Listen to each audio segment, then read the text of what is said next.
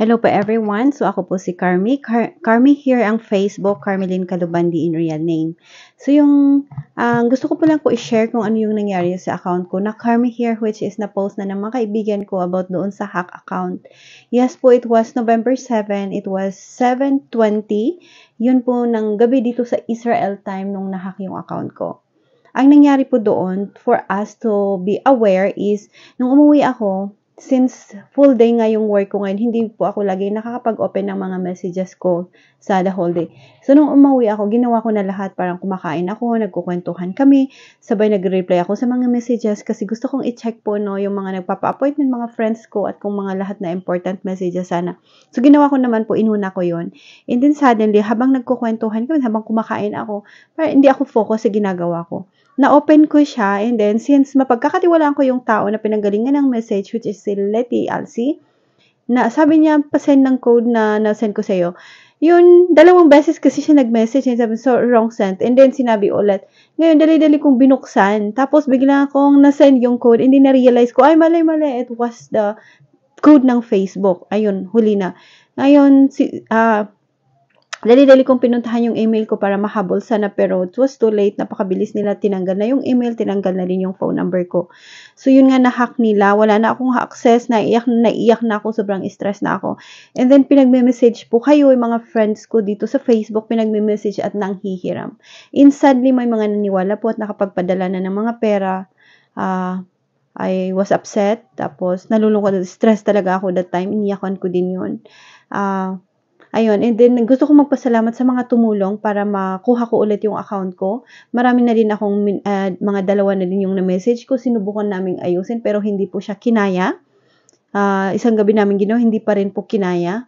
Nawala na po akong pag-asa kasi sabi i-delete ko na lang daw po yun kasi nga pero parang may pag-asa pa ako.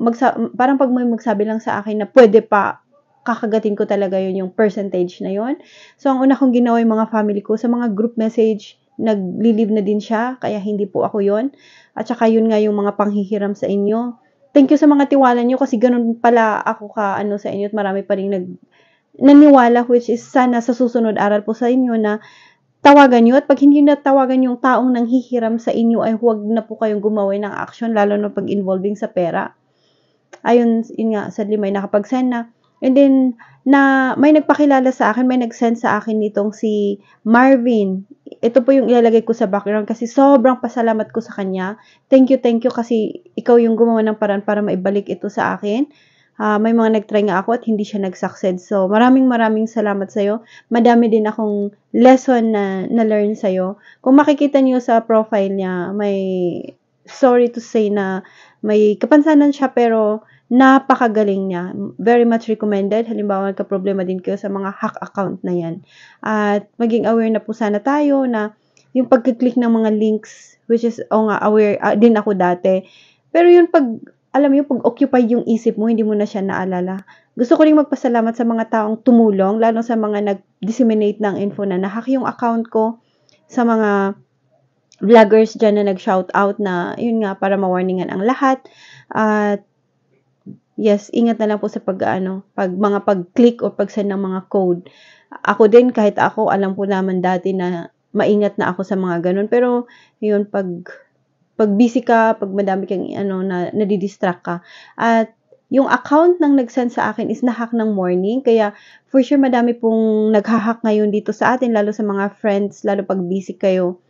Ingat-ingat na lang po. So, hack account yung nag-message sa akin na pinagkatiwalaan ko, nakakala ko kilala ko. Kaya hindi ko naman siya masisisi. Yun lang po. And yun, nabawi ko siya. Nabawi ko yung account ko nung Friday, November 10, exactly at 2 p.m. Dahil nga din kay Marvin. So, sa ngayon, ako na po nagmamanage. Iniisip ko pa lang kasi parang hindi ko alam paano ko mag-out dito ngayon sa inyo. So, gagawin ko itong formal post na na-recover ko at ako na po itong gumagamit ng account ko. Maraming salamat sa inyo and God bless po sa ating lahat.